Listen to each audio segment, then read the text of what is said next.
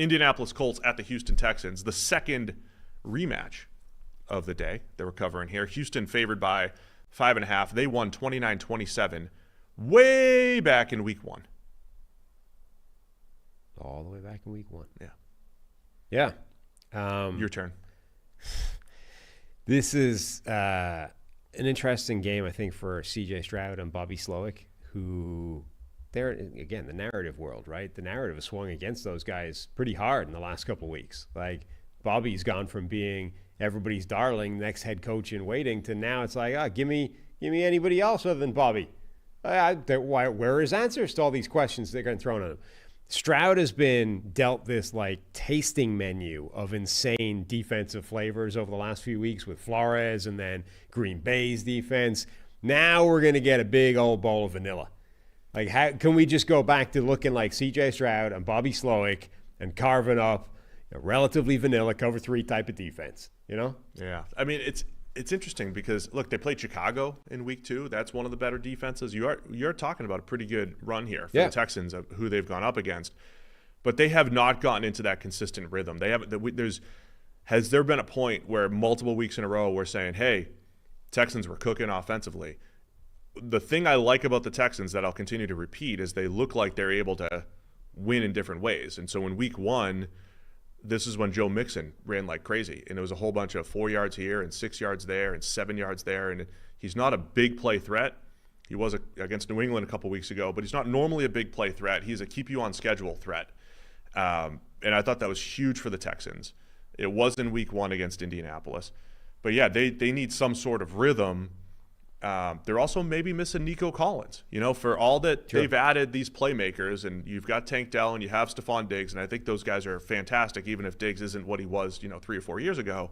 Nico Collins has been the most consistent player, and as a deep threat too, right? He's just steals a 65-yarder every now and again to really keep the offense cooking. So that's the other thing that I think you got to keep an eye on. But yeah, as much as I wanted to give proper credit to the Packers defense on Monday morning and how good they were at scheming up free rushers, pressured Stroud on 12 of his 14 third down dropbacks alone, just on third down, pressured 86% of the time. It's insane. But that's the Texans' fault too. Their backs, their tight ends were awful in pass protection. The picking up of assignments on stunts, twists, or any sort of 5-man pressure or simulated pressure was awful. And so whether that's our friend coaching, whether that's the players, whether that's the scheme, I don't know. But that has to get fixed. And like you said, you don't get tested as much against a Gus Bradley Colts defense. I think he doesn't blitz as much, but it's sneaky. He's got some pretty good blitz packages in there. Like they pick and choose when they're going to do it. But yeah, it's a big game for Houston to bounce back, and of course a division game. Yeah, Nico Collins is absolutely a huge loss for them. I mean, he has missed a couple of games now, and he's still 4th in the NFL in receiving yards. I mean, it's a huge player to be losing from that offense, even if you can try and pick up the slack with Diggs and Tank Dell.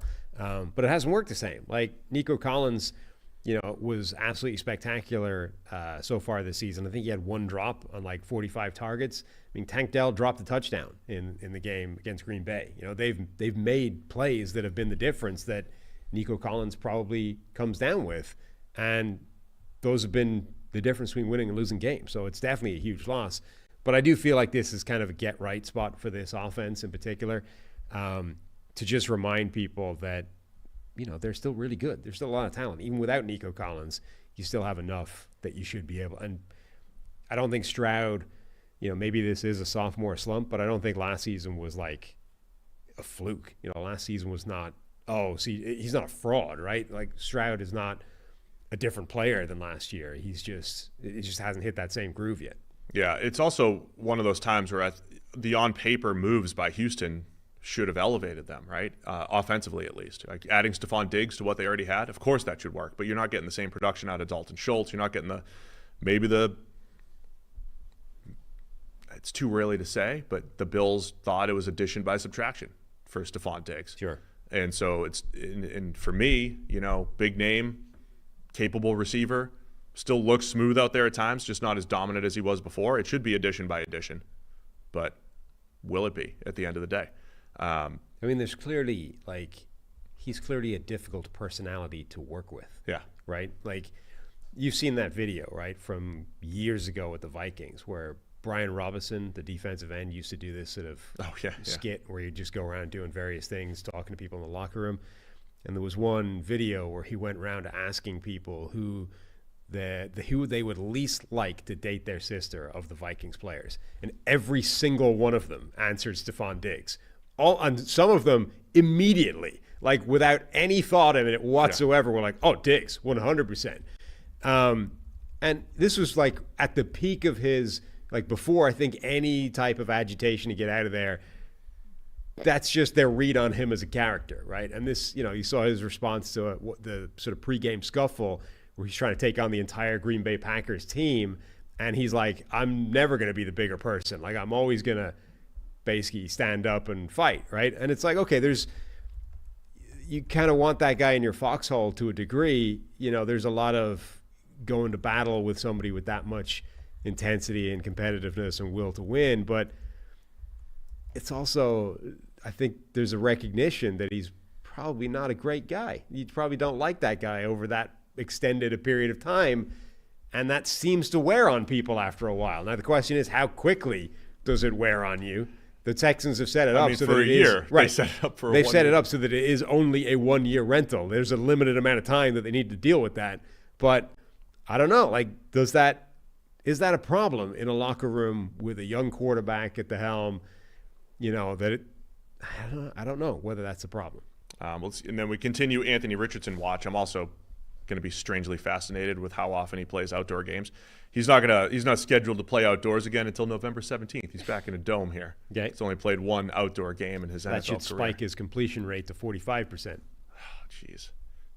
So the stat line on Anthony Richardson looks like something straight out of 1960. Do you know he's tied for 7th in the league in yards per attempt? I didn't. At 7.8, despite a completion percentage of 48.5%, which ranks last.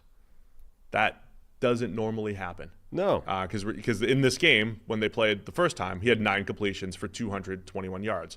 And that's the extreme end of it, but it's been similar times for Richardson since that point. So still want to see, can he be more effective? Can he just hit the throws that are there? I think we talk a lot about him working from the pocket.